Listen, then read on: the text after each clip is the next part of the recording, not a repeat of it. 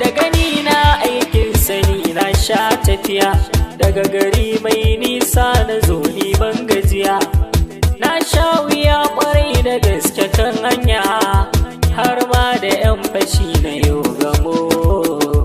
Kai gafara ka babu guri dan maza, kun ko ka ba da haushi ka ji kwankwasa. Daga ni aljihu ka je ka yaudata, dan na ga kai kala da wanda ya yi gabo.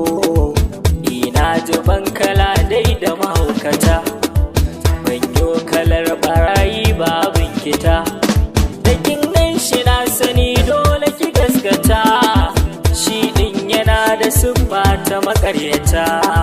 Gadon gidanmu dai sana'ar man gyada, Kai ko halin ku kwai muni in fada, wane na gan shirin nan ya saci da. Hannun 'yan sanda taimako ya yi bida. kai gafara matsa kai nisa da ni, haukan kashin ko an yi ma magani. Har ka kai kayo nema yau da ni, kana so ina so maji magani. Na tabbata da shi so kyau bai bida, yau za na nuna tabbas na tankada. Ita ko gare ni soyayya dai bida, karkira mu wanda sirri zai bankada.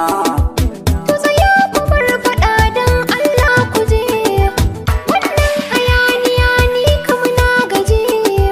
Sharaɗi gare ku zan farta to ku ji, duk wanda zai cika zanwa a gaji.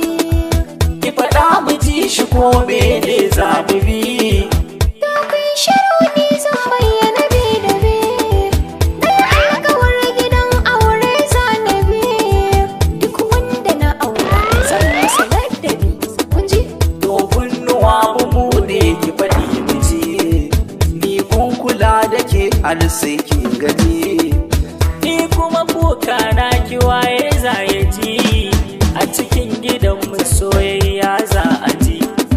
Ina da uwa kuma ai tana ta jin jiki, don lafiyar ta komai na yi mallaki.